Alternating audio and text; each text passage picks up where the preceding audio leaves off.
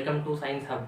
तो आज का जो अपना टॉपिक है जो एनसीईआरटी की बुक है क्लास 10th की चैप्टर सेकंड, उसका हम आज स्टार्ट करने जा रहे हैं। चैप्टर फर्स्ट आपका हो चुका था, आपने वो देख लिया होगा। तो जो चैप्टर सेकंड है उसका नाम है एसिड बेस एंड सोल्ट्स। इसको आज हम स्टार्ट करने जा रहे हैं। ठीक है, सबसे पहले मैं आपको बता दूं जो एसिड बेस और सोल्ट्स होते हैं इनका अपनी डेली लाइफ में बहुत सारे इनके यूजेस हैं। ठीक है, अपन डेली लाइफ में जो एसिड्स हैं, जो बेसेस और सोल्ट्स हैं, तीनों हर एक चीज़ में इसका यूज होता है। ठीक है, तो उन्हीं को हम आज समझेंगे। और तो हम स्टार्ट करते हैं सबसे पहले एसिड और बेस के डिफरेंशिएशन से। इनके अंदर डिफरेंस हम जानेंगे तो हमको पता चलेगा कि क्या ये होते हैं, क्या इनके कैरेक्टरिस्टिक्स हैं। ठीक है, कैसे हम पता लगा सकते हैं कि कोई चीज़ एसिड है या उसके अंदर बेस है या नहीं है, उसके अंदर बेस है या नहीं है। ठीक है, तो ये जो इंपॉर्टेंट चीज़ें हैं, ये जो 4-5 कैरेक्टर्स यहाँ पे दे रखे हैं एसिड्स के और बेस के भी, इनको जब आप जान लेंगे तो आपको एक अंदाजा सा लग जाएगा कि कौन से जो सब्सटेंस है उनके अंदर एसिड प्रेजेंट होता है और कौन से जो सब्सटेंस है उनके अंदर बेसिस प्रेजेंट होते हैं। ठीक है, तो आप उनके बीच में भी डिफरेंस जानने लग जाएंगे। तो मेन जो चीज़ मैं यहाँ पे स्टार्ट कर रहा हूँ एसिड और बेस के डिफरेंस से। तो पहली जो बात है कि एसिड जो एसिड्स होते हैं वो टेस्ट में होते हैं सॉर, यानी कि हिंदी में उसको बोलते हैं खट्टा। तो जो एसिड्स होते हैं वो टेस्ट के अंदर खट्टे होते हैं, जबकि जो बेसिस होते हैं वो स्वाद में कड़वे होते हैं। ठीक है, बीटर उनका टेस्ट होता है। और आप जब एग्जाम में अगर आपको इनके बीच में डिफरेंस वाला क्वेश्चन भी आपको मिल सकता है। इसके अलावा अगर कैरेक्टरिस्टिक्स भी आ जाए तो भी आप जैसे एसिड की कैरेक्टरिस्टिक्स आ गए तो यहाँ से आप लिख सकते हैं जो एसिड होते हैं वो खट्टे स्वाद में होते हैं, जबकि जो बेसिस होते हैं वो कड़वे स्वाद के अंदर होते हैं। अब मैं एक छोटा कुछ एग्जांपल्स आपको देता हूँ जो डेली लाइफ में हम यूज़ करते हैं कि कौन से जो सब्सटेंस है, कौन से जो चीज़ें हैं जिनके अंदर एसिड प्रेजेंट होता है और कौन से जो चीज़ें उनके अंदर बेस प्रेजेंट होता है। तो जैसे कि आपने नींबू है उसके अंदर सिट्रिक एसिड प्रेजेंट होता है, इमली है उसके अंदर टार्टरिक एसिड होता है, टोमेटो हो गया अपना, ऑरेंज हो गया। तो जितने भी खट्टे फ्रूट्स हैं जिनके अंदर विटामिन सी भी पाया जाता है, ठीक है, हमने पढ़ा था विटामिन सी भी उनके अंदर प्रेजेंट होता है, तो उन्हीं के अंदर एसिड्स भी प्रेजेंट होते हैं। उनके अलावा अगर बेस की बात करें तो बेस अपना सोप्स जो होते हैं, बाथिंग सोप हो गया, वॉशिंग सोप हो गया, उनके अंदर बेस प्रेजेंट होता है। उसके अलावा जितने भी सोडाज है जैसे कि कास्टिक सोडा, बेकिंग सोडा और वॉशिंग सोडा है, उनके अंदर भी बेसिस प्रेजेंट होते हैं। और जो मेन चीज़ है, हम यहाँ पे जो कैरेक्टरिस्टिक्स उनके देख रहे हैं तो ये 4 टाइप के कैरेक्टरिस्टिक्स से आपको पता चल जाएगा। ठीक है, कि कौन से जो सब्सटेंस है उनके अंदर एसिड प्रेजेंट है और कौन से अंदर बेस प्रेजेंट होता है। तो पहला जो डिफरेंस हमने देखा कि जो एसिड होते हैं वो टेस्ट में खट्टे होते हैं, यानी सोर टेस्ट उनका होता है, जबकि जो बेसिस होते हैं उनका जो टेस्ट है वो बिटर होता है। दूसरा जो डिफरेंस हम देख रहे हैं लिटमस पेपर की अगर हम बात करें तो ये एक टाइप का पेपर सा होता है, वो कुछ इतनी सी उसकी शेप होती है, कुछ इतना सा ही साइज होता है। ठीक है, तो ये दो दो टाइप के होते हैं, यानी 2 कलर इनके होते हैं। एक इसका जो लिटमस पेपर है वो रेड कलर का होता है, एक जो लिटमस पेपर है वो ब्लू कलर का होता है।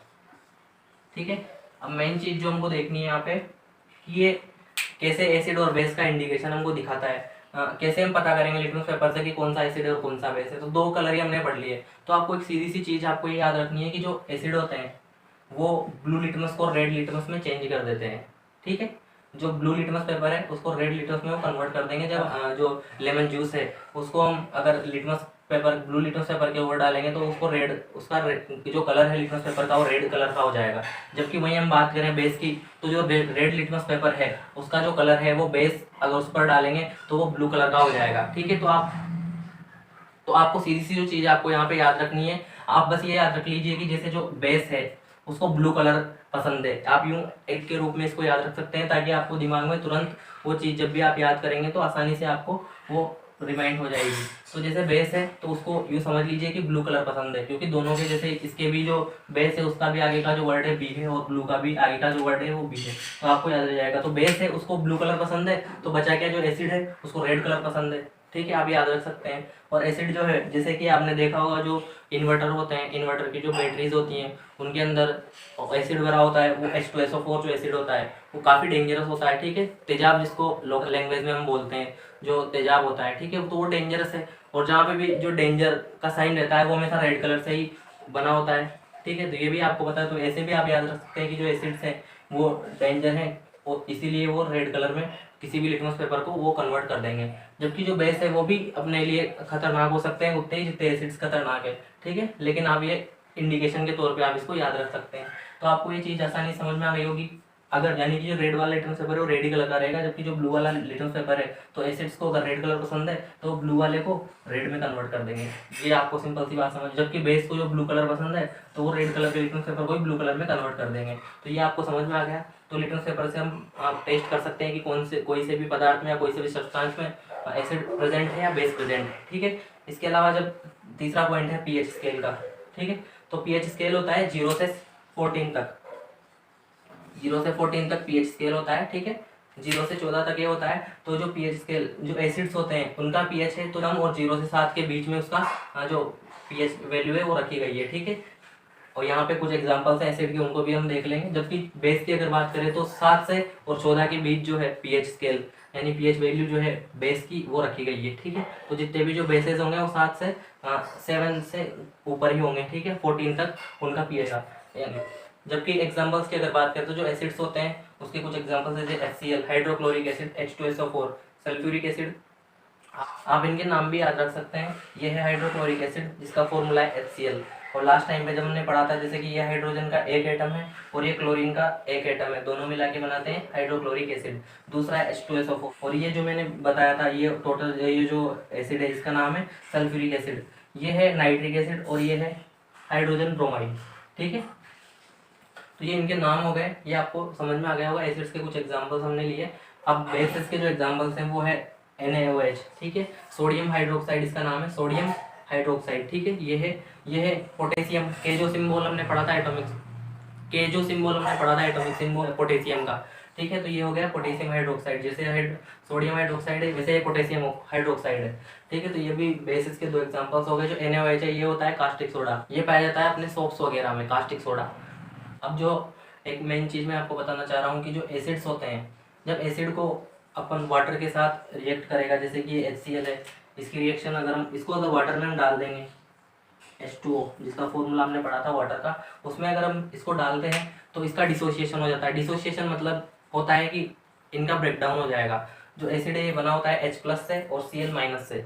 ठीक है। तो इनका डिसोसिएशन होता है और ये दो आयंस में टूट जाएंगे। और जो दो आयंस होते हैं वो जो आयंस है वो या तो हो गए पॉजिटिव, जैसे जो एसिड्स होते हैं जब उनकी रिएक्शन वाटर के साथ होती है यानी कि जब उनको हम वाटर के अंदर डालते हैं तो उनका जो डिसोसिएशन होगा तो ये देते हैं हमेशा H+ आयंस। आपको ये भी एक इसका कैरेक्टर है कि जो एसिड्स होते हैं वाटर के साथ डिसोसिएट होके H+ आयंस हमको देते हैं, जबकि जो बेसेस हैं वो वाटर के साथ डिसोसिएट होके OH- आयंस देते हैं। ठीक है। OH- है। और जो एक आयंस है इनके भी कुछ नाम है, जैसे कि जो प्लस वाला जो आयन होगा, पॉजिटिव जो आयन है उसको हम बोलते हैं केटायन, और जो नेगेटिव आयन है उसको हम बोलते हैं एनायन। इसकी भी एक छोटी सी ट्रिक आप याद रख सकते हैं, जैसे कि जो नेगेटिव आयन है और वैसे उसको बोलते हैं एनायन।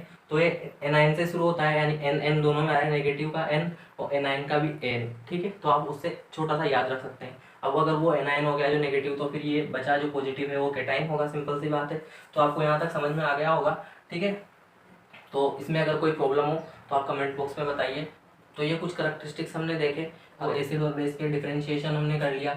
इसमें कोई प्रॉब्लम हो तो आप हाँ कमेंट सेक्शन में बता सकते हैं। एक छोटी सी चीज़ में जो आपको बता दूं कि जो एसिड है और बेस है उनकी जो पीएच वैल्यू है 7 से 14 तक रहती है, यानी 0 to 14 ये रहती है।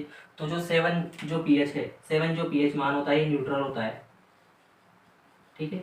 न्यूट्रल का मतलब है ना ये एसिड होगा ना ये बेस होगा। ठीक है। ये जो है 7 pH मान होता है उसका जो डिस्टिल वाटर होता है अपना प्योर जो वाटर होता है, जैसे कि जो इन्वर्टर की जो बैटरीज होती है जैसे जिसमें H2SO4 का यूज हुआ रहता है, उसके अंदर हम जब वाटर जो डालते हैं वो डिस्टिल वाटर होता है। ठीक है। डिस्टिल वाटर उसके अंदर डालने के लिए हम यूज करते हैं। तो वही जो है उसका पीएच मान होता है 7। ठीक है। यानी हर जो न्यूट्रल चीज होगी उसका पीएच जो लेवल है वो होता है 7। और यही होता है सॉल्ट्स का पीएच वैल्यू, क्योंकि ये भी न्यूट्रल होते हैं। क्योंकि अभी हम पढ़ेंगे चैप्टर के आगे कि कैसे एसिड और बेस की जब रिएक्शन होती है तो सॉल्ट्स और वाटर दोनों बनते हैं। ठीक है। तो यहाँ तक आपको ये समझ में आ गया होगा। आप इसका स्क्रीनशॉट ले सकते हैं या इसको नोट डाउन भी कर सकते हैं। तो यहाँ पे हमने जाना जो एसिड है जो बेस है उनके बारे में, उनका डिफरेंशिएशन हमने देखा और उनके कुछ करैक्टरिस्टिक्स हमने पढ़े। जो एसिड्स है उनके 4-5 करैक्टरिस्टिक्स इस साइड हमने पढ़े और जो बेसेस हैं उनके 4-5 करैक्टरिस्टिक्स भी हमने देखे। तो उससे दो चीज़ें अपनी क्लियर हो गई कि उनके करैक्टर्स अपन को पता चल गए और क्या क्या उनके जो आइडेंटिफिकेशन के हमको चीज़ें पता चल गई कि कौन सा जो सब्सटेंस है उसके अंदर एसिड प्रेजेंट है या फिर बेस प्रेजेंट है। ठीक है। ये भी हमको पता चल गया। हाँ, और हमने जाना कि जो आयंस हैं, जब भी कोई एसिड या बेस को हम वाटर के साथ डिसोल्व करते हैं, जो डिसोसिएशन होता है तो वो दो आयंस में टूट जाते हैं, ये भी हमने जाना। इसके अलावा मेन चीज़ जो हमने देखा था कि जो लिटमस पेपर है, लिटमस पेपर हमने पढ़ा था, लिटमस पेपर बनता कैसे है उसके बारे में हम थोड़ी सी जानकारी यहाँ पे बता देते हैं आपको। तो जो लिटमस पेपर होता है, ठीक है, तो लिटमस पेपर हमने देखा, मेन जो वर्क है लिटमस पेपर का, काम क्या है, हम किस लिए यूज करते हैं, इसका जो यूज है वो है to identify acid and bases, ठीक है। तो एसिड्स और बेस जो होते हैं उनका आइडेंटिफिकेशन करने के लिए हम लिटमस पेपर का यूज़ करते हैं, ठीक है। हमने पढ़ा था ये दो टाइप के होते हैं, एक जो लिटमस पेपर है वो होता है रेड कलर का, और जो दूसरा होता है वो होता है ब्लू कलर का, ठीक है। ये दो टाइप के हमने पढ़े। तो और एसिड और बेस के बारे में हमने पता कर लिया था, जैसे कि अगर लिटमस पेपर कोई सा भी अगर एसिड है तो दोनों में से कोई सा भी लिटमस पेपर हो इसको रेड कलर का कर देगा, और अगर बेस है तो लिटमस पेपर ब्लू कलर का हो जाएगा, ठीक है। तो ये हमने पढ़ लिया था, लेकिन जो मेन बात मैं आपको बताने जा रहा हूँ, लिटमस पेपर जो है बनते कैसे हैं, ठीक है। तो आपको ये तो इंडिकेशन के तौर पे इनका यूज़ हम करते हैं, ठीक है। और भी इंडिकेटर्स है वो भी हम आपको बता देंगे। तो ये एज ए इंडिकेटर यूज़ करे जाते हैं एसिड और बेस की आइडेंटिफिकेशन करने के लिए। तो ये कुछ इंडिकेटर्स इनको बोल सकते हैं, ठीक है, इनको हम बोल सकते हैं इंडिकेटर्स। तो पहला जो इंडिकेटर है लिटमस पेपर, लिटमस पेपर जो है ये जो बनता है, ये जो होता है वियोलेट कलर का, ठीक है, यानी कि ये जो कलर है बैंगनी रंग होता है, बैंगनी जो रंग होता है उस कलर का ये होता है। ये जो बनता है लिटमस सॉल्यूशन से बनता है, लिटमस सॉल्यूशन, और इस सॉल्यूशन का जो कलर होता है वो होता है बैंगनी, ठीक है। अब ये जो लिटमस सॉल्यूशन है ये हमको कहाँ से प्राप्त होता है वो हम देख लेते हैं। तो ये होता है हमसे वो लाइकेन से। अब आप पूछेंगे सर ये लाइकेन क्या चीज़ है, तो लाइकेन जो है उनको हम पढ़ेंगे जब हम पढ़ेंगे एल्गी और फंजाई के बारे में। जो 5 किंगडम क्लासिफिकेशन आपने 9th क्लास में पढ़ा होगा, R.H. विटेकर द्वारा जो दिया गया था, उसके अंदर 5 जो किंगडम्स बताए थे, मोनेरा, प्रोटिस्टा, फंजाई, प्लांटी और एनिमिलिया। तो हमने जब पढ़ा था तो जो लाइकेन्स हैं ये दोनों चीज़ों से मिलके बने होते हैं, मतलब जब एल्गी और फंजाई दोनों साथ रहते हैं मिलके तो उनको लाइकेंस बोलते हैं। और इन्हीं लाइकेंस से हमको प्राप्त होता है लिटमस सॉल्यूशन, जो कि वॉयलेट कलर का होता है। लेकिन फिर लिटमस पेपर बनाए जाते हैं दो कलर के, एक रेड लिटमस पेपर बनाया जाता है और एक ब्लू लिटमस पेपर बनाया जाता है। तो यहाँ तक आपको समझ में आ गया होगा। अब ये जो लाइकेंस हैं इनको हम पढ़ेंगे, मतलब इनको जब हम पढ़ेंगे, जैसे 5 किंगडम क्लासिफिकेशन में हमने पढ़ा था, तो उसके अंदर जो प्लांटी वाला जो किंगडम है, प्लांटी किंगडम, तो प्लांटी किंगडम के अंदर आता है ये, प्लांटी के अंदर ये आता है। और प्लांटी किंगडम के अंदर एक फाइलम है थेलोफाइटा,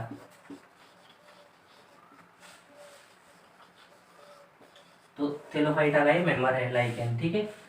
और इसके अलावा हमने प्लांटी में 5 जो फाइलम्स पढ़े थे, जैसे थेलोफाइटा हो गया, ब्रायोफाइटा हो गया, टेरिडोफाइटा, जिम्नोस्पर्म और एंजियोस्पर्म हमने पढ़ा था। तो वो जब चैप्टर हम क्लासिफिकेशन का पढ़ेंगे तब इनके बारे में अपन एक्सप्लेन कर देंगे और काफ़ी डीपली इसको पढ़ेंगे अपन, ठीक है, समझ के। तो यहाँ पे आपको लाइकेन समझ में आ गया। लाइकेन जो है वो फंजाई और एल्गी जब मिलके दोनों साथ रहते हैं उसको, उस सिचुएशन को हम लाइकेन बोलते हैं, ठीक है। और लाइकेन से जो सॉल्यूशन हमको प्राप्त होता है लिटमस सॉल्यूशन, उसका जो मेन जो कलर है वो तो वियोलेट यानी बैंगनी होता है। लेकिन उससे हम 2 टाइप के लिटमस पेपर बना लेते हैं, एक रेड और एक ब्लू, जिनसे हमको पता चलता है कि कौन सा एसिड है और कौन सा जो सब्सटेंस है वो बेस है। वो हम उसको इंडिकेटर्स के रूप में यूज करते हैं। इंडिकेटर हो सकता है टर्मरिक पाउडर,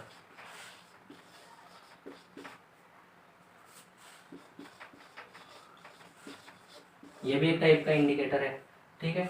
हल्दी का जो पाउडर आता है, जैसे कभी कभी क्या होता है अपने कपड़े पे क्लॉथ्स के ऊपर जब दाग लग जाता है हल्दी का या फिर ऑयल वगैरह का, ठीक है, तो क्या होता है जब उसको हम सोप से रब करते हैं, जो सोप है वो क्या है, बेस है, उसके अंदर सोप के अंदर कास्टिक सोडा होता है और सोडा एक टाइप का बेस है, मैंने बताया, ठीक है। तो क्या होता है जब बेस के साथ रिएक्शन होती है इसकी टर्मरिक पाउडर की, तो जो टर्मरिक पाउडर का येलो कलर है वो कन्वर्ट हो जाएगा किसके अंदर, रेड कलर के अंदर, ठीक है, रेड ब्राउन ऐसा कलर हो जाता है, ठीक है।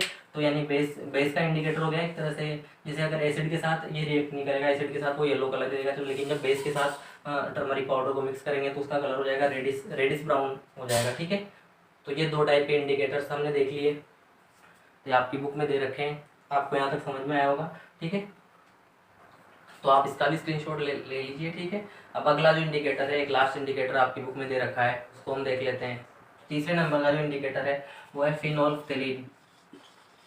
फिनोल्फ्थेलीन, ठीक है, फिनोल्फ्थेलीन ये एक टाइप का सॉल्यूशन होता है। ठीक है, एक्वा सॉल्यूशन ये होता है, एक्वा सॉल्यूशन हमने पढ़ा था, आपको समझ में आ गया होगा। वाटर के साथ जब कोई सब्सटेंस को हम घोल देते हैं तो फिर वो एक्वस फॉर्म में जाता है और एक्वा सॉल्यूशन वो बन जाता है। ठीक है, एक्वा सॉल्यूशन है एक प्रकार का। ठीक है, अब ये जो एक्वा सॉल्यूशन है फिनोल्फ्थेलीन का जो कलर है वो तो कोई कलर नहीं होता इसका, ये कलरलेस होता है। ठीक है, अब जब इसको सबसे पहले अगर जैसे कि 2 टेस्ट ट्यूब ले लिए हमने, एक टेस्ट ट्यूब ले लिए, इधर ले लिया हमने टेस्ट ट्यूब सेकेंड, इसके अंदर हमने भर दिया एसिड, इसके अंदर हमने डाल दिया बेस। ठीक है, ये जो बेस डाल दिया हमने इसके अंदर, अब क्या होगा, ये जब एसिड के अंदर हम फेनोक्सिलिन सॉल्यूशन को डालेंगे तो कलरलेस जो है सॉल्यूशन ये कलरलेस ही रहेगा। ठीक है, इसके अंदर कोई कलर नहीं आएगा। ठीक है, कोई कलर इसके अंदर चेंज नहीं होगा, ये कलरलेस ही रहेगा।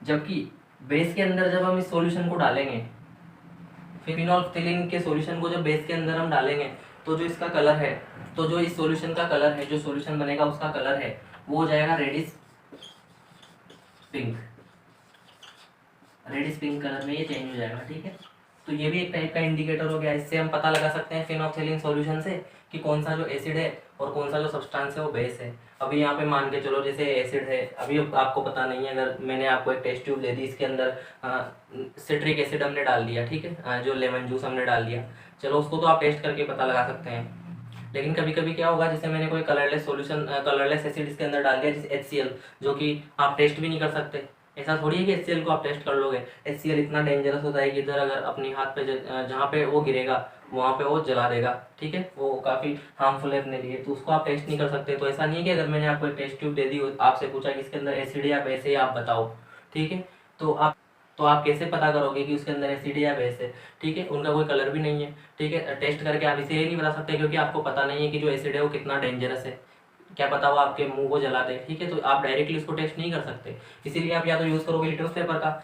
ठीक है, अब जैसे लिटमस पेपर का हमने बता दिया क्या यूज़ है, कैसे हम पता लगाएंगे एसिड है की वजह से। दूसरा, या तो फिर आप यूज़ करोगे टर्मरिक पाउडर का। और ये दोनों अगर मैंने चीज़ें नहीं दी है तो आपको बोला कि फेनोक्सिलिन जो सॉल्यूशन मैंने आपको दे दिया, तो आप पता लगाइए कि कौन सी टेस्ट ट्यूब के अंदर एसिड है और कौन सी टेस्ट ट्यूब के अंदर बेस है। तो आप ऐसे पता लगा सकते हैं, क्योंकि जो फेनोक्सिलिन का कलरलेस सॉल्यूशन है वो एसिड के साथ मिलकर कोई कलर नहीं देगा, इसके अंदर कोई कलर नहीं आएगा। जबकि जो बेस के साथ जैसे जैसे हम फेनोक्सिलिन के सॉल्यूशन को डालते जाएंगे उसका जो कलर है रेडिश पिंक होता चला जाएगा। ठीक है, तो ये 3 इंडिकेटर से आपको समझ में आ गए होंगे, आप इसका भी स्क्रीनशॉट ले सकते हैं। ठीक है, अब नेक्स्ट जो टॉपिक है वो आपका स्टार्ट करते हैं।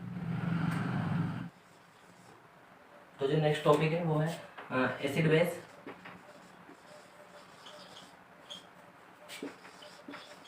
Reaction, acid base reaction with metals. ये चैप्टर का जो सेकंड टॉपिक है उसका नाम है acid base reaction with metals. ठीक है, अब यहाँ पे एक छोटी सी चीज़ मैं आपको बताना चाहता हूँ। पहले हम 2 इक्वेशंस को यहाँ पे समझ लेंगे। एक है जो एसिड है और मेटल्स के साथ रिएक्शन है, दूसरी है जो बेस और अपन को मेटल्स के साथ रिएक्शन करवानी है।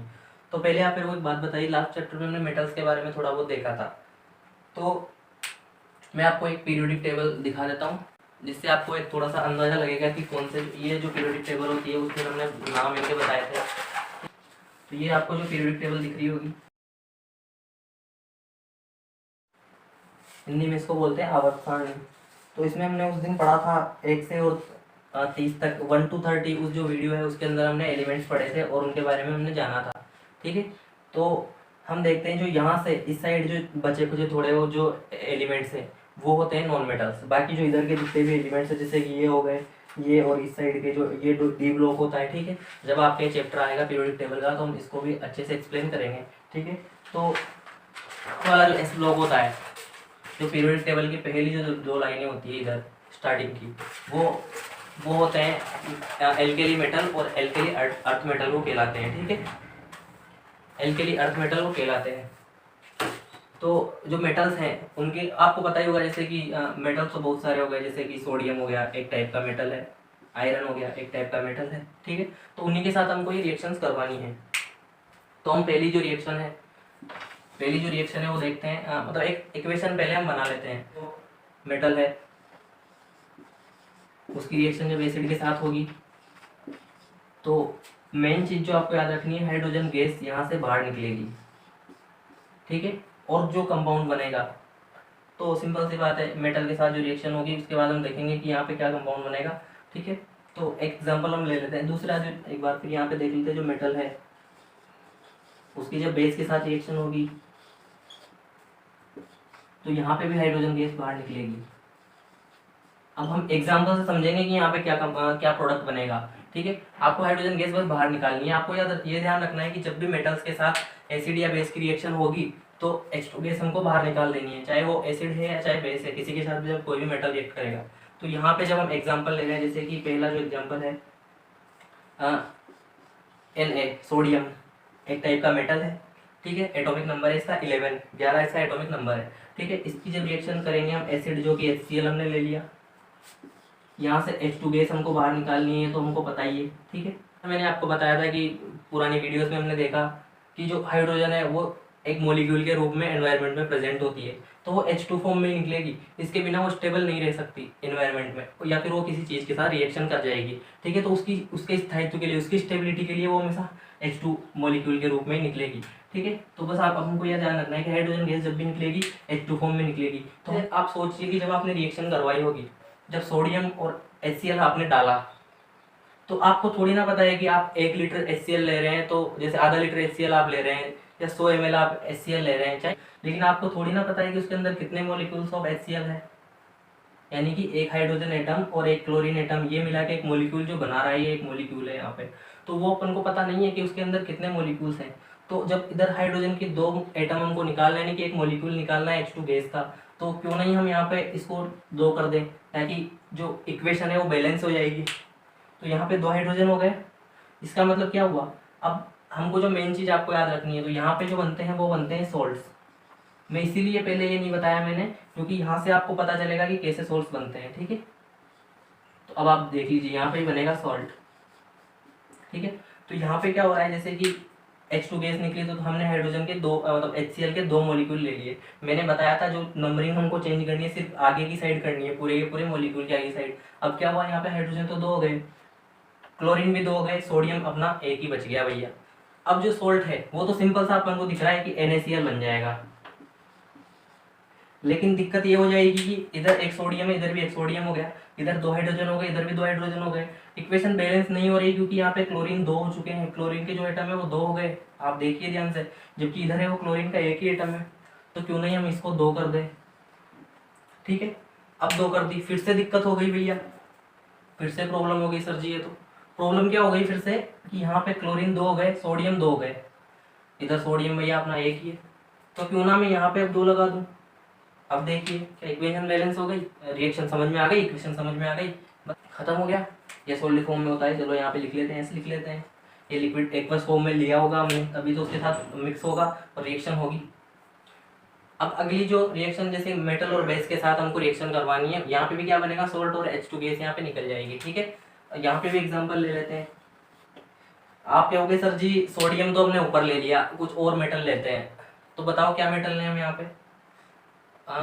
हम ले लेते हैं यहाँ पे मैग्नीशियम ले लें, कॉपर ले लें, कोई सा भी मेटल ले लो, ठीक है। तो यहाँ पे बेस तो देख लेते हैं अपन, हमने बेस ले लिया NaOH, ठीक है। NaOH हमने बेस ले लिया। अब यहाँ पे जो हमको मेटल लेना है, तो जो NaOH है इसकी हम रिएक्शन चलो करवा देते हैं जिंक के साथ। आप कहोगे कॉपर के साथ करवा लो सर, कॉपर के साथ करवा लो, कोई दिक्कत नहीं है, ठीक है, उसको भी हम देख लेंगे। तो NaOH की रिएक्शन हमने करवा दी, तो अकॉर्डिंग टू रिएक्शन हमने पहले ही याद है हमको कि H2 गैस हमको बाहर निकाल देनी है, तो पहले ही लिख दो आप H2 गैस यहाँ पे, बचे कुचे को आगे हम जमा देंगे। जैसे हमने पहले ऊपर किया ना, सोल्ट बना, NaCl एक टाइप का सोल्ट है, ठीक है, Na प्लस और Cl माइनस मिल के सोल्ट बना देगा। तो अब सोल्ट हम बना देंगे। तो आप क्या होगे सर, यहाँ पे हाइड्रोजन के एक मॉलिक्यूल हो गया, यानी कि हाइड्रोजन के 2 एटम है, तो इसको हम बैलेंस कर देते हैं पहले। तो ये लो जी भैया 2, अब हाइड्रोजन 2 हो गए, लेकिन उसी के साथ सोडियम भी 2 हो गए, ऑक्सीजन के भी 2 मॉलिक्यूल हो गए। अब जो जिंक है उसका तो एक ही एटम है। तो यहाँ पे जो कंपाउंड बनेगा Na2 बचा हुआ है, ZnO2, इसको बोलते हैं सोडियम जिंकेट। तो ये NaOH जो सोडियम हाइड्रोक्साइड है, एक टाइप का बेस है, इसके साथ हमने रिएक्शन करवाई जिंक की, तो ये बन गया सोडियम जिंकेट और H2 गैस यहाँ पे बाहर निकल गई। बैलेंसिंग इसको देख लेते हैं, बैलेंस कर लेते हैं। सोडियम के यहाँ पे 2 एटम है, इधर भी 2 है, ठीक है। जिंक 1 है, इधर भी जिंक 1 है। ऑक्सीजन के यहाँ पे 2 हो गए तो 2 हो गए, इधर हाइड्रोजन भी 2 है तो उधर हाइड्रोजन भी 2 हो गए। आपको ये दोनों रिएक्शन समझ में आ गई होगी। जो आपका टॉपिक है acid base reaction with metals, ये आपको समझ में आ गया होगा। कुछ करना ही नहीं है, जो कोई भी एसिड ले लो, कोई भी बेस ले लो, कोई सा भी मेटल उठा लो, रिएक्शन जब भी करवाओगे H2 गैस आपको निकालनी है, बचा हुआ जो प्रोडक्ट है वो आपको लिख देना है, ठीक है। और इक्वेशन बैलेंस कर देनी है। बैलेंसिंग का मैंने तरीका आपको बता दिया, आसान सा तरीका है। इधर से उधर रखते जाओ, आगे जो नंबरिंग है उसको बढ़ाते जाओ, बैलेंस हो जाएगी, ठीक है। अगला जो आपको अब टॉपिक देख लेते हैं आपका। अगला जो टॉपिक है आपका उसका नाम है metal carbonates and metal hydrogen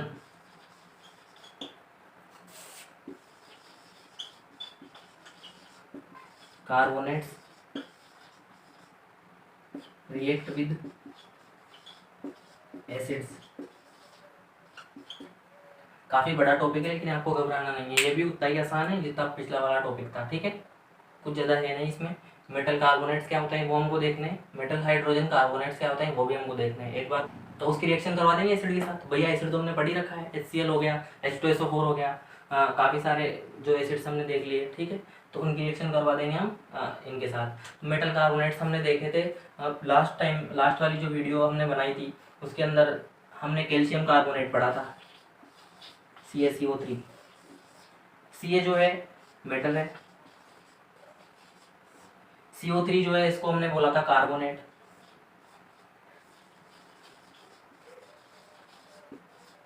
मिलके क्या बन गया, मेटल कार्बोनेट। बताओ कौन सी बड़ी बात है इसके अंदर, ठीक है। Na2CO3 भी हो सकता है वैसे ही, Na2CO3 सोडियम कार्बोनेट हो गया, कैल्शियम कार्बोनेट हो गया, सोडियम कार्बोनेट हो गया। तो जितने भी मेटल्स हैं, ठीक है, उनकी अगर कार्बोनेट के साथ रिएक्शन होगी तो वो बना देंगे मेटल कार्बोनेट्स। दूसरा देख लेते हैं मेटल हाइड्रोजन कार्बोनेट्स। तो इसका जो एग्जांपल मैं आपको अच्छा सा एग्जांपल दे देता हूँ। NaHCO3 मेटल है, सोडियम, हाइड्रोजन भी आ गया और कार्बोनेट भी आ गया, तो मेटल हाइड्रोजन कार्बोनेट कह देंगे इसको। Na2CO3 ये जो है ये है अपना वॉशिंग सोडा,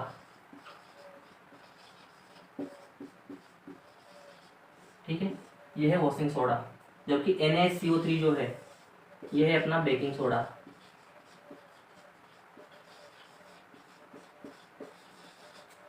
खाने में काम आता है, खाने में यूज अपन इसका करते हैं, ठीक है। जबकि वॉशिंग सोडा है कपड़े धोने में, तो इसका यूज होता है कपड़े धोने में। मेटल कार्बोनेट समझ में आ गए।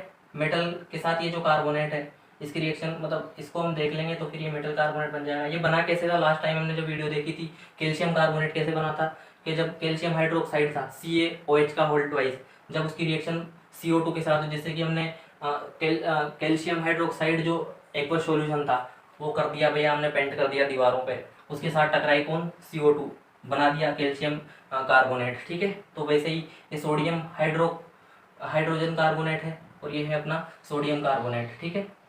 ये आपको समझ में आ गया। अभी हमको सीधी रिएक्शन करनी है। जैसे लास्ट टाइम पे हमने मेटल के साथ एसिड और बेस की रिएक्शन की एक इक्वेशन देखी थी, वहाँ पे इन दोनों की इक्वेशन देख लेते हैं, उससे फिर चीज़ें आसान हो जाएगी।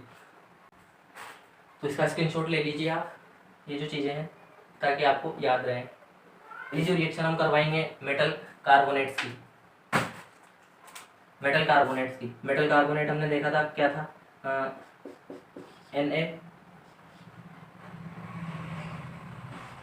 Na2CO3, ठीक है, मेटल कार्बोनेट हो गया।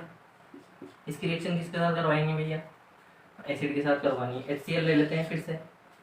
एक चीज़ जो आपको याद रखनी है हमेशा, एक तो एक तो बनेगा वाटर, एक निकलेगी CO2, एक निकलेगी CO2 गैस, ठीक है। अब बैलेंस कर लेते हैं, बचा हुआ प्रोडक्ट यहाँ पे लिख देंगे। हाइड्रोजन 2 है भैया जी, इधर तो एक ही है, 2 कर देते हैं, चल हो गया हाइड्रोजन बैलेंस। क्लोरीन है, अभी लिखना नहीं है, चलो ठीक है छोड़ देते हैं अभी।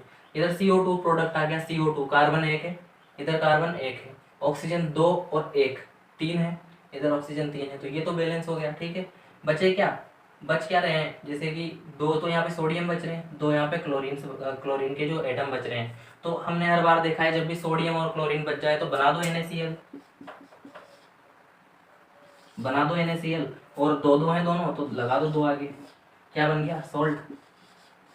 क्या पता चला यहाँ से हमको कि मेटल कार्बोनेट्स की जब रिएक्शन एसिड के साथ हम करवाते हैं तो हमेशा salt plus water plus carbon dioxide gas बाहर निकलती है। तो ये चीज़ आपको याद रखनी है। क्या होता है जब मेटल कार्बोनेट्स कैसे बनाए भैया, मेटल ले लिया, कैल्शियम कार्बोनेट के साथ भी जब हम करवाते तो यहाँ पे CaCl2 बन जाता, और क्या होता, CaCl2 बन जाता, उसकी भी करवा के देख लेते हैं, ठीक है। CaCO3 मेटल कार्बोनेट हो गया, कैल्शियम कार्बोनेट। आप सोचेंगे कि सर ये सोडियम में तो दो दो एटम लिए हमने, कैल्शियम का एक ही एटम क्यों लिया। तो बच्चों जो ये चीज़ है ये हम पढ़ेंगे जब पीरियोडिक टेबल में पढ़ाऊंगा आपको, फिर भी मैं आपको एक बार दिखा देता हूँ। पीरियोडिक टेबल का ये जो ब्लॉक है, पहली जो 2 लाइनें दिख रही होंगी आपको, ठीक है, ये और ये वाली, तो इनमें लंबी नीचे ऊपर से नीचे की तरफ अगर आप देखेंगे तो इनको बोलते हैं एल्केली मेटल और एल्केली अर्थ मेटल, इनको बोलते हैं ग्रुप 1 और ग्रुप 2 को, ठीक है। तो ग्रुप 1 में जो भी मेटल्स हैं ये जब भी किसी कार्बोनेट के साथ जुड़ेंगे तो ये डिपेंड करता है ऑक्सीडेशन स्टेट के ऊपर, ठीक है। तो ये जब भी किसी कार्बन के साथ जुड़ेंगे, क्योंकि इन कार्बोनेट के साथ जुड़ेंगे तो इनके 2 मेटल हम यूज़ करेंगे, जबकि जो ग्रुप सेकंड है, जो कैल्शियम है ग्रुप सेकंड का है, तो ये जब भी किसी कार्बोनेट के साथ जुड़ेगा तो ये एक ही इसका एटम यूज रहेगा, ठीक है। ये जब हम पीरियोडिक टेबल पढ़ेंगे तो वहाँ पे हम ऑक्सीडेशन स्टेट और वैलेंसी इनकी पढ़ेंगे, तब हमको ये समझ में आएगी चीज़ें, ठीक है। अभी आप ये याद रख लीजिए, ठीक है। सोडियम के 2 एटम यहाँ पे लेने हैं कार्बोनेट के साथ और कैल्शियम का 1 एटम हमको लेना है सिर्फ, ठीक है। और ये बन गया सोल्ट। तो यहाँ पे दूसरी जो रिएक्शन हमको करवानी है 2HCl के साथ करवा लेते हैं। यहाँ पे क्या होगा, पहले वाटर बना दो, कार्बन डाइऑक्साइड बना दो, ये तो फिक्स है, ये तो हमको बनाना ही है क्योंकि ये तो निकलेंगे ही सही, ये तो आपको याद रखना है। प्रोडक्ट आपको बनाना सिखा रहा हूँ ताकि आपको याद अगर ना भी रहे तो थोड़ा हेल्प मिल जाए। तो पहले वाटर हम बाहर निकाल दीजिए और जो कार्बन डाइऑक्साइड है उसको अपन बाहर निकाल देंगे, उसके बाद बचे उनको अपन बैलेंसिंग उनकी कर लेंगे, तो आसानी से प्रोडक्ट हमको मिल जाएगा, ठीक है। 2 हाइड्रोजन है, 2 हाइड्रोजन हो गए, हाँ, C कार्बन है, 1 कार्बन हो गया, ऑक्सीजन 3 हो गए, 3 ऑक्सीजन हो गए, बचे क्या, कैल्शियम और क्लोरीन यहाँ पे बचे, क्लोरीन के 2 और कैल्शियम का 1 एटम बचा। तो जैसा कि मैंने बताया सोडियम 2 चाहिए होते हैं, उसका काम अकेला कैल्शियम कर लेता है, जहाँ 2 सोडियम एटम्स काम में लेते हैं वहाँ पे 1 क्लोरीन से हो जाता है उसका काम। तो यहाँ पे जो 1 कैल्शियम से उसका काम हो जाएगा, ठीक है। तो यहाँ पे क्या हो रहा है, जहाँ पे सोडियम के 2 एटम्स की जरूरत पड़ती है वहाँ पे 1 कैल्शियम के एटम से काम हो जाता है, ठीक है। तो यहाँ पे क्या हो रहा है, कैल्शियम का 1 एटम काफी और Cl2 इधर लिख देंगे। Cl2 पीछे क्यों लिखा, कैसा पीछे क्यों लिखा, क्योंकि बच्चों कैल्शियम का तो एक ही एटम है ना, इसको आगे नहीं लिखेंगे अपन, इसको आगे लिखेंगे तो इधर भी चेंजेस करने पड़ेंगे और पूरी रिएक्शन चेंज हो जाएगी, ठीक है। तो आपको ये समझ में आ गया, पहला जो मेटल कार्बोनेट्स है उसकी एसिड के साथ रिएक्शन हमने करवा ली। अब हमको देखना है मेटल हाइड्रोजन कार्बोनेट्स के साथ एसिड की रिएक्शन। यहाँ तक कोई दिक्कत हो तो आप बता सकते हैं। इसको बोलते हैं सोडियम कार्बोनेट क्योंकि इसको बोलते हैं कैल्शियम कार्बोनेट। ये दोनों आगे के जो सोडियम और कैल्शियम है ये मेटल्स हैं, पीछे CO3 की जो फॉर्म है इसको बोलते हैं कार्बोनेट, ठीक है। सिंपल सी बात है, ये हो गया अपना एसिड, ठीक है, ये एसिड हो गया भैया अपना, ये मेटल ऑक्साइड, ये मेटल कार्बोनेट हो गया, ये एसिड हो गया। सॉल्ट हमेशा बनेंगे, ये भी सॉल्ट बन गया, H2O और CO2 गैस बाहर निकलेगी। याद करना है एक बार में, खत्म बात, कोई दिक्कत नहीं है, ठीक है। इसका स्क्रीनशॉट आप ले सकते हैं, ठीक है। अगली जो रिएक्शन हमको देखनी है तो उसको हम देख लेते हैं, ठीक है। वो करवानी है मेटल हाइड्रोजन कार्बोनेट्स की रिएक्शन करवानी है एसिड्स के साथ, मेटल हाइड्रोजन कार्बोनेट्स की रिएक्शन करवानी है एसिड के साथ। मेटल हाइड्रोजन कार्बोनेट हमने क्या देखा था इसके अंदर, NaHCO3, इसका नाम है बेकिंग सोडा,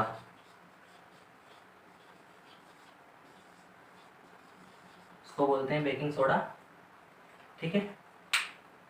NaHCO3 को बोलते हैं बेकिंग सोडा और इसी को मेटल हाइड्रोजन कार्बोनेट ही हो गया, ठीक है। इसकी रिएक्शन करवा देंगे हम हाइड्रोजन क्लोराइड के साथ ये है अपना HCl। देखते हैं क्या बनता है, वही बनाना है, H2O बना दो और CO2 निकली थी, CO2 बना दो, बचे को यहाँ देख लेंगे, बैलेंस कर लो। हाइड्रोजन है, दो है, एक और दो, दो है, सिंपल सी बात है। ऑक्सीजन है एक और दो, इधर है तीन, इधर भी ऑक्सीजन तीन है। कार्बन है एक, कार्बन भी हो गया एक, तो बचा क्या, इधर Na बच गया, Cl बच गया, उधर बाकी सब कंप्लीट हो गया इसी में NaCl। क्या ही बनाता है हमेशा, सॉल्ट, नमक बन गया। NaCl वही कॉमन साल्ट है, सोडियम क्लोराइड, जो अपन खाने में यूज लेते हैं, इसका नाम है सोडियम क्लोराइड। ठीक है, एक सोडियम का आइटम है, एक क्लोरीन का आइटम है, मिलके बना देगा सोडियम क्लोराइड। ये भी टॉपिक हो गया आपका कंप्लीट। ठीक, तो इसका स्क्रीनशॉट ले लीजिए। अगला जो टॉपिक है वो है reaction of acids and base with each other. Marker को पता नहीं क्या हो जाता है टाइम से। रिएक्शन जो है, अगला जो टॉपिक है reaction of acid and base with each other. एक दूसरे के साथ एसिड बेस की रिएक्शन हमको करवानी है। ठीक है, एसिड में बेस मिलाएंगे, बेस में एसिड मिलाएंगे, कैसे ही मिला लो, चाहे एसिड में बेस मिला लो, चाहे बेस में एसिड मिला लो, बात तो एक ही है, बनेंगे तो वही प्रोडक्ट। दोनों रिएक्शन हमने पुरानी पढ़ ली, आपको आसानी से समझ में आएगी। एसिड है, रिएक्शन करवाओ भैया बेस के साथ। ठीक है, करवा दी, ये लो करवा दी, रिएक्शन हो गई। क्या बनेगा, हमेशा हमेशा याद रखना, बनेगा सॉल्ट प्लस वाटर। दिख नहीं रहा होगा, दोबारा मैं लिख देता हूँ यहाँ पे। ठीक, एसिड के साथ करवानी है रिएक्शन बेस की, बताइए आपको, करवा दो भैया रिएक्शन एसिड प्लस बेस की। क्या बनेगा, हमेशा सॉल्ट प्लस वाटर बन जाएगा। सॉल्ट प्लस वाटर बनेगा, एसिड बेस रिएक्शन करवाएंगे तो। एग्जांपल दिखाऊं, एग्जांपल देख लो। HCl ले लेते हैं, HCl ले लेते हैं, एसिड बेस कौन सा लें, NaOH। एक दो बेस और एक दो एसिड के नाम तो आपको याद हो जाने चाहिए। तब भी जब भी रिएक्शन में क्वेश्चन आ भी जाए, आपने अगर वो क्वेश्चन नहीं भी पढ़ा तो क्वेश्चन देख के हम कम से कम खुद से उसको बना सकते हैं। ठीक है, इक्वेशन खुद से भी हम बना सकते हैं अगर हमको याद है। जैसे क्वेश्चन आ गया एसिड और बेस की रिएक्शन करवाओ, ठीक है, तो भैया आपको पता नहीं है बिल्कुल भी, जैसे कि क्या पढ़ा था क्या नहीं, तो कम से कम आपको ये याद रहेगा, थोड़ा बहुत आइडिया लग जाएगा कि पहले वाटर बना देते हैं। ठीक है, तो यहाँ पे बनाना क्या है, पहले बना दो वाटर, क्योंकि ये तो आपको आसानी से याद हो जाने वाली चीज़ें हैं H2O, क्योंकि सोल्ट भी अलग अलग बन सकते हैं ना। जैसे लास्ट टाइम की रिएक्शन में हमने पढ़ा HCl बन रहा है, कहीं अपना CaCl2 बन रहा है, CuCl2 भी बन जाता है। ठीक है, तो वो बन रहे हैं। सोल्ट तो कुछ भी बन सकता है, काफ़ी सोल्ट तो वही है जब केटाइन और एनाइन मिले हुए है ना, तो फिर वो एक टाइप का सोल्ट है जिसकी pH होती है 7। ठीक है, यानी न्यूट्रल होते हैं। इसीलिए इस रिएक्शन को, क्योंकि जो सोल्ट है इसकी pH जो होती है, पहले इस रिएक्शन को हम कंप्लीट कर लेते हैं। हाइड्रोजन दो है, हाइड्रोजन दो है, उधर भी दो है, ऑक्सीजन उधर एक है, इधर भी एक है, इधर एक है, इधर भी एक है, बचे क्या, Na और Cl, फिर से सोल्ट बना दिया, सोडियम क्लोराइड। ठीक है, ये सोल्ट हो गया। मेन चीज़ जो है सोल्ट होते हैं, इसकी pH जो वैल्यू होती है वो होती है 7। क्यों होती है, एसिड और बेस इनकी pH क्या पड़ी थी, 0 से 7 तक, और बेस की जो pH है वो हमने क्या पड़ी थी, 7 to 14 तक। अब भैया दोनों एक दूसरे के अपोजिट है ना, जब मिक्स करेंगे तो सोल्ट बन रहा है और वाटर बन रहा है। ठीक है, तो जो pH है वो बिल्कुल बीच में आ जाएगी, न्यूट्रल pH ये हो जाएगी, न्यूट्रल pH ये हो जाएगी। न्यूट्रल मतलब जो डिस्टिल वाटर की होती है ना जो pH 7, वो न्यूट्रल, ना उसमें कोई एसिडिक करेक्टर्स है ना कोई उसमें बेसिक करेक्टर्स होंगे। ठीक है, तो pH न्यूट्रल हो गई। इसीलिए जो एसिड बेस रिएक्शन है, एसिड और बेस की जब रिएक्शन होती है तो इसको बोलते हैं न्यूट्रलाइजेशन। तो आपको ये जो रिएक्शन है इस नाम से ही मिल सकती है, न्यूट्रलाइजेशन। ये जो रिएक्शन है इसका नाम है। लास्ट टाइम पे जो हमने केमिकल रिएक्शंस पढ़ी थी चैप्टर में, तो 5 टाइप्स हमने पढ़े थे। कौन कौन से पढ़े थे, कॉम्बिनेशन, डिकम्पोजिशन, डबल डिस्प्लेसमेंट और ऑक्सीडेशन रिडक्शन। तो एक जो रिएक्शन आप ये याद रख सकते हैं, न्यूट्रलाइजेशन रिएक्शन, काफी इंपॉर्टेंट रिएक्शन है, 9th क्लास में आपने पढ़ी होगी। तो न्यूट्रलाइजेशन जो रिएक्शन है, ठीक है, जब भी कोई रिएक्शन में हमको न्यूट्रलाइजेशन करवाना हो तो एसिड और बेस की रिएक्शन करवा दीजिए, ठीक है, वही रिएक्शन न्यूट्रलाइजेशन की होगी। इसके अलावा तो ये रिएक्शन न्यूट्रलाइजेशन की आपको समझ में आ गई, इसका आप स्क्रीनशॉट भी ले सकते हैं, ठीक है। तो अब नेक्स्ट टॉपिक हम देखते हैं। टॉपिक है आपका वो है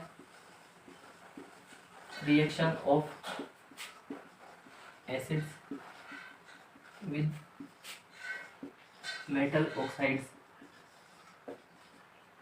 जैसे हमने पहले देखा मेटल कार्बोनेट्स देखे, मेटल हाइड्रोजन कार्बोनेट्स देखे, तो मेटल ऑक्साइड को भी हम देख लेते हैं। तो हमको रिएक्शन करवानी है एसिड की मेटल ऑक्साइड के साथ में।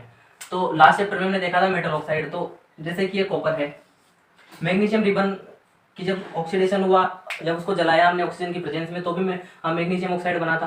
तो जैसे कॉपर है, कॉपर की रिएक्शन जब O2 के साथ होगी तो ये बना देगा 2CuO, ठीक है। तो ये क्या बन गया, ये मेटल है, Cu एक मेटल है और ऑक्सीजन के साथ रिएक्शन हो गई तो मेटल बन गया ना, मेटल ऑक्साइड ये बन गया ना। अब इक्वेशन बैलेंस हो गई, ठीक है।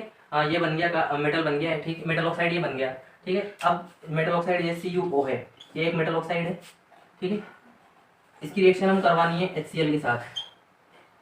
तो क्या बनेगा, यहाँ पे भी हमको बनाना है पहला तो H2O बनाना है एक तो, ठीक है। आप याद रखिए हमेशा H2O बनेगा और सोल्ट बनेगा। कि सोल्ट जो है वो कौन सा बनेगा यहाँ पे वो देख लेते हैं। तो पहले बैलेंसिंग करेंगे हम। बैलेंसिंग करते हैं, जो प्रोडक्ट है वो अपना आ जाता है, ठीक है। उसका हम क्योंकि तीन चार जगहों पे हमको चीज़ें पता है, तो एक पोजीशन में जो अननोन चीज़ है इसको हम देख लेंगे ना, आसानी से पता चल जाएगा क्या चीज़ बनेगी। हाइड्रोजन के 2 एटम है, हाइड्रोजन का 1 एटम है, तो पहले इसको कर लेते हैं हम डबल। अब क्या हो गया, ऑक्सीजन 1 है, ऑक्सीजन 1 है, ठीक है, ऑक्सीजन की कोई प्रॉब्लम नहीं है। बचा क्या, क्लोरीन और Cu बचा हुआ है ना। तो मैंने जैसे बताया था, तो जो सोल्ट है जो यहाँ पे बनेगा वो बनेगा CuCl2। CuCl2 कॉपर का जो 1 एटम है और क्लोरीन के 2 एटम मिलके बना देंगे। ये जो कंपाउंड बना है CuCl2 सोल्ट बना है, इसका नाम है कॉपर डाइक्लोराइड। इसका नाम है कॉपर डाइक्लोराइड, ठीक है। तो ये रिएक्शन भी आपको याद हो गई होगी और समझ में भी आ गई होगी। जो एसिड्स के साथ मेटल ऑक्साइड की रिएक्शन करवाएंगे तो क्या बनेगा, ठीक है। ये जो होते हैं मेटल के साथ ऑक्सीजन की जब रिएक्शन होती है तो मेटल ऑक्साइड्स बनते हैं, ठीक है। यहाँ तक आपको समझ में आ गया। अब नेक्स्ट टॉपिक हम देख लेते हैं, जो कि आज का लास्ट टॉपिक आपका है, ठीक है। जो बाकी जो चैप्टर है उसको सेकेंड पार्ट में हम फिनिश करेंगे और समझने में भी काफ़ी दिक्कत आएगी, ठीक है। तो इसको जब आप बार बार इसको प्रैक्टिस की करेंगे तो आपको चीज़ें याद भी होने लग जाएगी और समझ में आने लग जाएगी, ठीक है। आपको पता चलने लग जाएगा कि मेटल कौन सा है, जो कौन सा एलिमेंट है, उसकी पोजीशन पीरियोडिक टेबल में क्या है। वो फिर पीरियोडिक टेबल भी जब हम पढ़ेंगे तो काफ़ी हेल्प यहाँ से आपको मिलेगी, ठीक है। पिछला जो चैप्टर हमने देखा था 1 to 30 हमने एलिमेंट्स भी पढ़े उसके अंदर, तो वहाँ से भी आपको काफ़ी हेल्प मिलेगी यहाँ पे समझने के लिए। तो नेक्स्ट टॉपिक और लास्ट टॉपिक आज का वो देख लेते हैं अपन। भी दे रखा है, ये जो टॉपिक्स में पढ़ा रहा हूँ ये जो है एज इट इज़ आपकी बुक में दे रखे हैं, ठीक है। आप बुक उठाइए, वीडियो साथ के साथ देखिए, आपने जो नोट्स प्रिपेयर करें उसको उससे मैच कीजिए, आपको सारी चीज़ें आपको आसानी से समझ में आ जाएगी। तो रिएक्शन ऑफ जो हमको अब देखना है नॉन मेटल्स,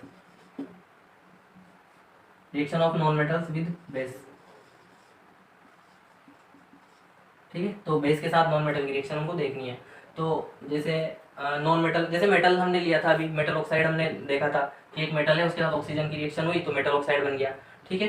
तो वैसे ही जो नॉन मेटल है उसके ऑक्साइड्स की अगर हम बात करें तो कार्बन जो है जिसका एटॉमिक सिंबल है C और इसका एटॉमिक नंबर है 6, ये हमने पढ़ा था एलिमेंट पीरियोडिक टेबल के जो एलिमेंट्स 1 to 30 हमने पढ़े थे उसके अंदर। तो जो कार्बन है इसका नाम मैं बता देता हूँ C, आपको पता है इसका एटॉमिक नंबर है 6, ठीक है। तो जो कार्बन है इसकी रिएक्शन जब ऑक्सीजन के साथ होती है, ये एक नॉन मेटल है, ठीक है। ये जो है कार्बन ये एक है नॉन मेटल, ये है नॉन मेटल। इसकी रिएक्शन जब ऑक्सीजन के साथ हम करवाते हैं तो क्या बनेगा, CO2 गैस बन जाएगी, ठीक है। तो ये क्या हो गई, नॉन मेटल ऑक्साइड हो गई कि नहीं हो गई, ये बन गया अपना नॉन मेटल ऑक्साइड। अब नॉन मेटल जो ऑक्साइड है उसकी रिएक्शन हमको बेस के साथ करवानी है तो बस आसान है, CO2 की रिएक्शन। अब आप याद कीजिए जो ये CO2 है इसकी रिएक्शन हमने कब पढ़ी थी लास्ट टाइम, अभी आज भी पढ़ी और लास्ट चैप्टर में हमने पढ़ी थी। कैल्शियम कार्बोनेट हमने बनाया था, तो जब CO2 है वो रिएक्शन करती है CaOH का होल ट्वाइस। आप कहेंगे सर ये क्या बला है, ये पढ़ा था हमने, आपको याद होगा, ये है कैल्शियम हाइड्रोक्साइड। ये एक टाइप का बेस है क्योंकि इसके अंदर OH ग्रुप प्रेजेंट है। OH दिख रहा है आपको, OH है इसके अंदर, तो ये एक टाइप का बेस है। और ये क्या हो गया, नॉन मेटल ऑक्साइड। इसकी तो रिएक्शन हमने पढ़ी थी, हमने पेंट कर दिया था कैल्शियम हाइड्रोक्साइड का दीवारों पे, ठीक है। इसको बोलते हैं हम क्विक लाइम, सॉरी इसको बोलते हैं स्लैग्ड लाइम भी इसको बोलते हैं, बोला था हमने स्लैग्ड लाइम, बुझा हुआ चूना जिसको बोलते हैं। ये कैसे बना था, ये हमारा बना था जो स्लैग्ड लाइम है, क्विक लाइम, यानी क्विक लाइम क्या था, CaO कैल्शियम ऑक्साइड। इसकी जब रिएक्शन करवाई थी हमने H2O के साथ, तो हमारा बना था क्विक लाइम से स्लैग्ड लाइम। अब ये जो स्लैग्ड लाइम एक टाइप का बेस है, इसकी जब रिएक्शन हम करवाएंगे CO2 के साथ, तो वही क्या बनेगा, कैल्शियम कार्बोनेट, CaCO3 बनेगा, प्लस यहाँ पे क्या बचा, H2O, यहाँ पे H2O भी यहाँ पे बनेगा, ठीक है। तो आपको ये आसानी से याद रह जाएगा कि जो बेस है उसकी अगर रिएक्शन हम नॉन मेटल ऑक्साइड के साथ करवाते हैं, नॉन मेटल ऑक्साइड हमने कैसे बनाया, जैसे नॉन मेटल ले लिया, उसकी रिएक्शन ऑक्सीजन के साथ एनवायरमेंट में होगी तो वो बना लेगा नॉन मेटल ऑक्साइड्स। अब ये एक छोटी सी रिएक्शन है, इसको अगर मैं डेली लाइफ में आपको बताऊं, तो जब हम खाना पकाते हैं, तो जब लकड़ी या कोयले का हम जब यूज करते हैं, तो जो कोयला होता है उसके अंदर होता है प्रेजेंट कार्बन। कोयला या जो लकड़ी होती है ना, उसको जब हम जलाते हैं ऑक्सीजन की प्रेजेंस में ही जलेगी, ऑक्सीजन की अनुपस्थिति में तो कोई चीज जल नहीं सकती, ठीक है। तो ऑक्सीजन की उपस्थिति में जब कोयला जिसके अंदर कार्बन है या फिर कोई लकड़ी है, जब उसको जलाते हैं, तो वो जो कोयले जब बन जाते हैं लकड़ी के भी, ठीक है, जलने के बाद, तो वो जो बची जो चीज़ है CO2 उसमें से निकल जाएगी, जो कि नॉन मेटल ऑक्साइड की फॉर्म में निकलेगी। और अगर वो CO2 जो एनवायरमेंट में पहुंच जाती है, जब वही CO2 कैल्शियम हाइड्रोक्साइड यानी स्लैग्ड लाइम जो हम दीवारों पे पोतते हैं व्हाइट वॉश के रूप में, है ना, ठीक है, तो जब उसके साथ रिएक्शन करती है तो कैल्शियम कार्बोनेट बना ली। कैल्शियम कार्बोनेट इसको हम कह सकते हैं, या फिर मेटल कार्बोनेट भी हम इसको कह सकते हैं, ठीक है। आपको दिख रहा होगा मेटल कार्बोनेट में हमने इसका एग्जांपल लिया कैल्शियम कार्बोनेट का, CaCO3, क्योंकि कैल्शियम एक मेटल है और H2O बाहर निकल गया, तो ये रिएक्शन भी आपको समझ में आ गई होगी, ठीक है। इसका आप स्क्रीनशॉट ले सकते हैं। अगर यहाँ तक आज की वीडियो में कोई प्रॉब्लम है तो आप कमेंट सेक्शन में हमें बता सकते हैं, ठीक है। तो नेक्स्ट जो वीडियो है उसमें वो प्रॉब्लम आपकी सोल्व कर दी जाएगी, ठीक है।